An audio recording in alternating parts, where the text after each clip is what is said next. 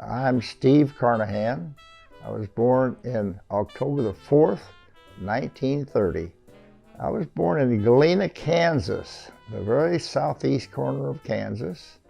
It was a mining town. I lived on a farm. I grew up milking cows and plowing fields and doing farm work. And I had no other knowledge even that there were other occupations. My mother was English ancestry. My father was Scotch-Irish, but their families immigrated to Canada. In those days, they just walked across the border and became U.S. citizens. I'm not sure how that worked. My grandmother's family had an opportunity to get free land in southeast Kansas. It wasn't very good farmland, so it was pretty easy for people to get a few acres. Amazingly enough, my grandfather and grandmother opened a bookstore in the county seat. Big were fans of the Hallmark brothers, who were book salesmen, traveling salesmen at that time. My grandparents were well connected with them until they died. My father's uncle came and bought the land next to my mother's family, and he was a moneylender. Came there because there was no usury law in Kansas. He came there from Michigan, brought this nephew to run the farm, do the work, while he was busy lending money. That's how they got to the southeast corner of Kansas. My mother's name was Fannie Mae Mitchell. My father's name was Arthur Carnahan, same as mine. I was junior. There was a great deal of work that went between those two families, because a popular way to make money was to sell milk. There was a little railroad track that ran through that area, and there was a station a mile away, and they would pool their milk into 5-gallon cans and take them to the railroad station and sell the milk to the creamery. So that's how they became acquainted.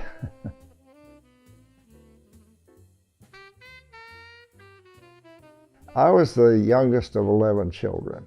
By then, my parents were in their late 40s. My mother was 45 years old when I was born. They were tired of doing things with children. Their children had survived and had gone up the road to adulthood by the time I was born. I was pretty much in the care of sisters. In my opinion, it was not a good situation. It was like I didn't have a father. He worked so hard and so long that he just didn't have time for kids. The Second World War happened. My two next brothers immediately went in the Air Force. So my father was stuck on this dairy farm to do pretty much everything with a 12-year-old, 98-pound weakling. The best description I could think, I was left to run wild. At 3 years old, I had a life-threatening burn. It was a case of this 3-year-old who was running wild, saw his brother make a fire under the wash boiler, and decided to build the fire back up by putting some more kerosene on it. Only thing wrong is he got gasoline, got it out of the wrong barrel, spilled gasoline on the clothes, caught fire. Luckily was saved by a hired man. When I was 8 years old, my older sister, who was a school teacher in a local school, brought a little girl home so she could practice elocution. She was entered in a state contest, and she was supposed to give a reading. Brought her home, and I was introduced to Dora Lou, and I became jealous and went and hid under the bed. Come along junior year of high school, all of a sudden she seemed kind of nice looking and kept trying to get a date with her, and she never would agree to that.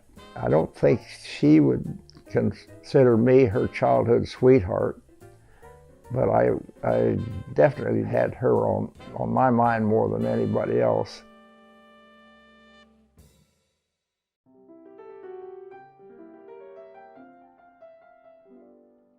After first year of college, I took a job with my oldest brother, Ben, a bridge construction company. He hired me, and I think it was because he felt that I had been running wild long enough and I needed to learn something about real life and work with some other men. I was working in Topeka, Kansas. My grandmother died, and I went home back down to southeast Kansas to my grandmother's funeral. And who showed up? Dora Lou. She was known as Dodie at that time. Dressed fit to kill. All of a sudden, we got to talking and spent a little time together at not just the funeral, but in the week that the funeral took place. And we were married in Wichita, Kansas, by her uncle. The reception was at my sister Edith's house, who happened to live in Wichita. She did it up brown. It was a great, small, but a great wedding reception.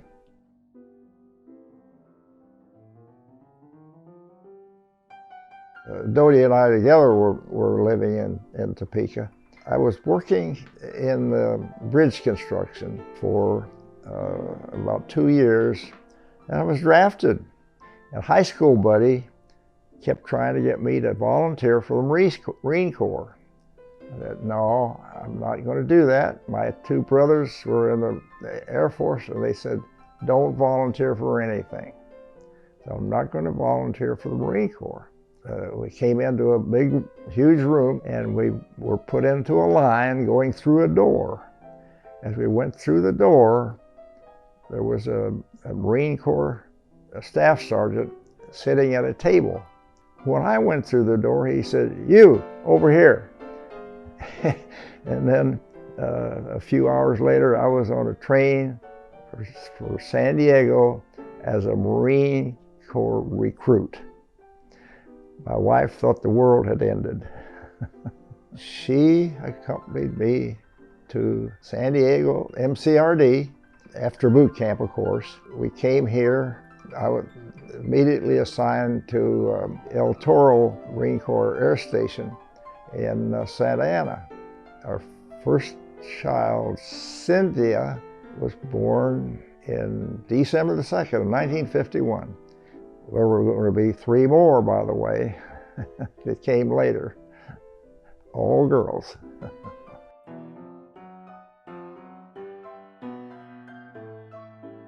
Yes, the Korean War had been going on for about a year.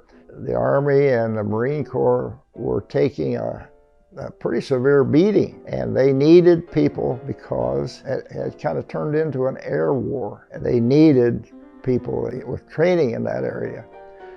Well, as I said before, I knew nothing except farming and bridge construction. So they put me in a school to learn to be a radar repairman. That school was not finished until the war stopped. And the Marine Corps didn't want me after that. And I was separated from active duty, still in the reserves. Had to serve 6 years in reserve, but that was my story of military career.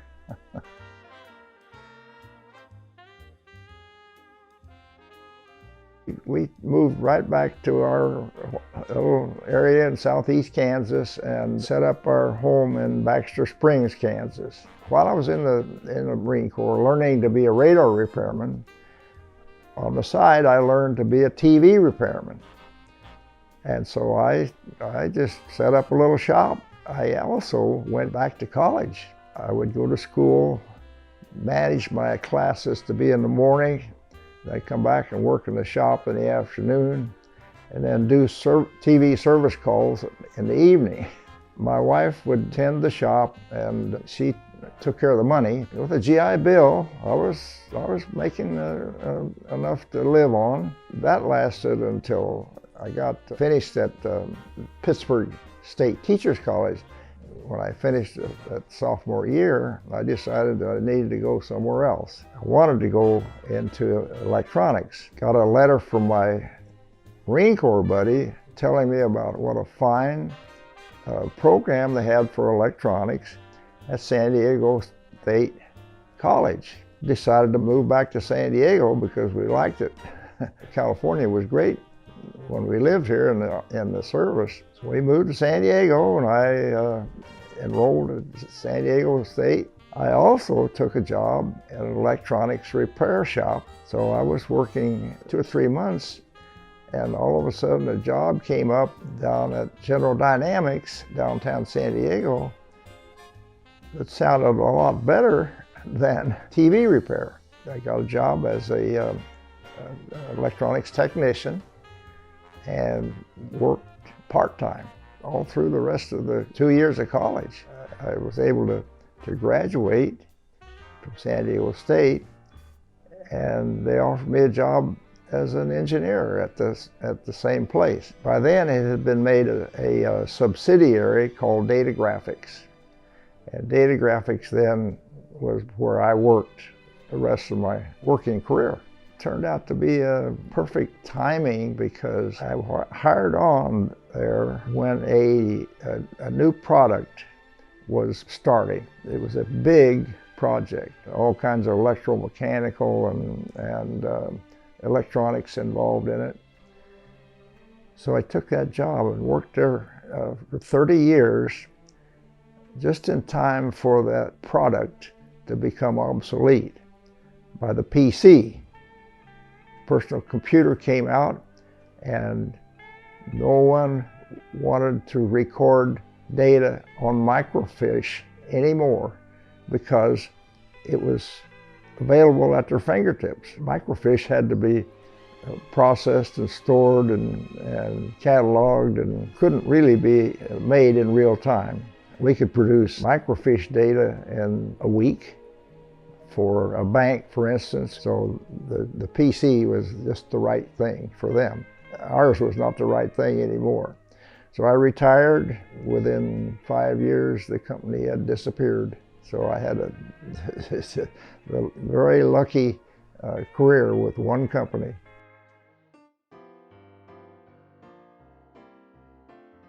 Our oldest daughter, Cynthia, next oldest, Leanne, next, Karen Lynn, next, Stephanie Joe.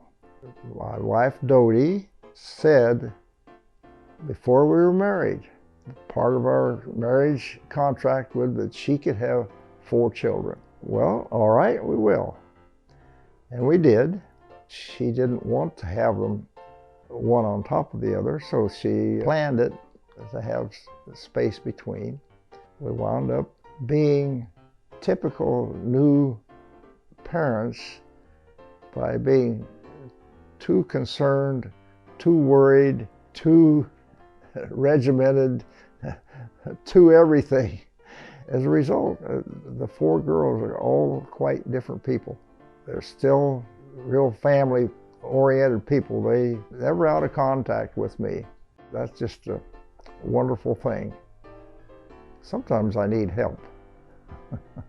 We did everything with our children along. If we went to the baseball game, there were 6 of us. So that was the kind of thing that marked our marriage. We were just a tight family. We loved camping trips in Baja. Any 3 or 4 day weekend we spent in Baja. And that was up and down both coasts. We actually made 5-week trips down to La Paz, and so that was our family life.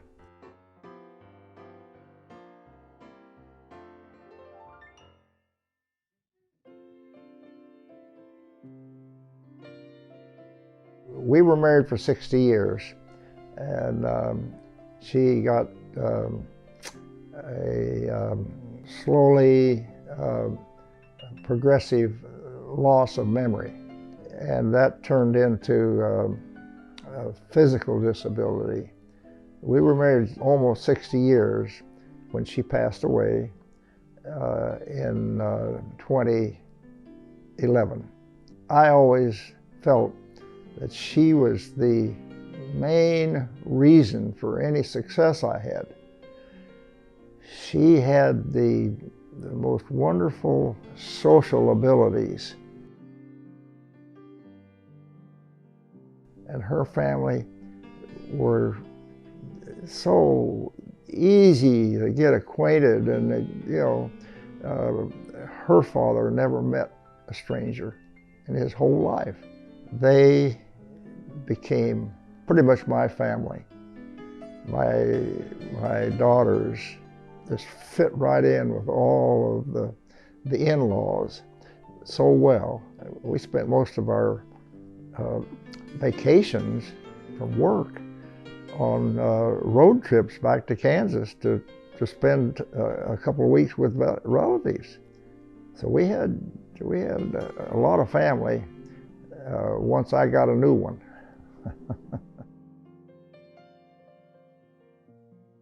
Bridge. I played bridge for a long time. Have some bridge buddies here at Lantern Crest, and I have other activities that I've always enjoyed, and that is almost a lifetime of deep sea fishing. Another one that I've had that I'm still doing is gardening.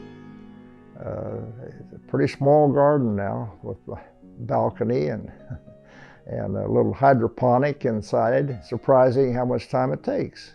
But the thing that I do the most is crossword puzzles. I usually get 2 done per day, except for Sunday. There's just 1 that I do on Sunday.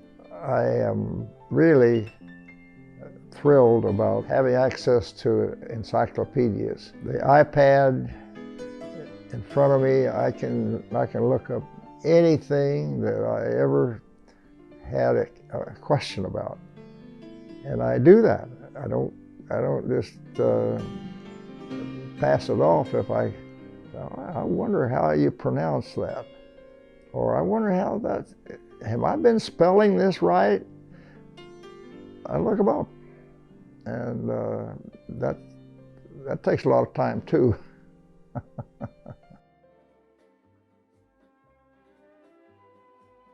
There are certain events that I would like to visit. I've always wanted to go to Kentucky Derby. There's a place in Germany, the city is Oberammergau.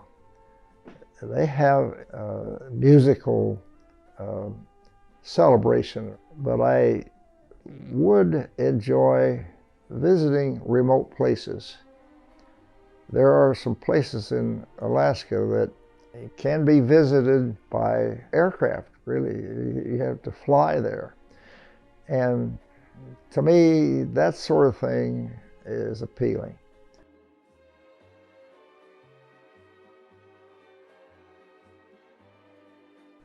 Yes, my family has great longevity. My grandmother on my mother's side lived to be almost 100, and I have some other siblings who were up in the high 90s. My mother lived to be 89, a brother who only passed away at 89 because he had the asbestos problem.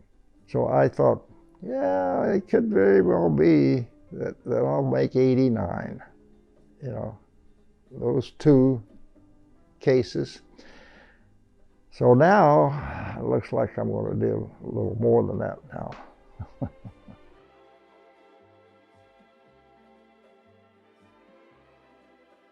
Well, I do have a couple things to say to you, to all of you, the daughters and grandkids, that I am really proud of all of you, and I feel lucky to be uh, the one who gets to enjoy all that. Your mother, your grandmother, that's our Dodie, has been such a special uh, mover and shaker of our family. And I know she was loved by every one of us and has been has a special place in our memory. But this is what I feel, that I am so happy that you all have turned out to be responsible, successful adults.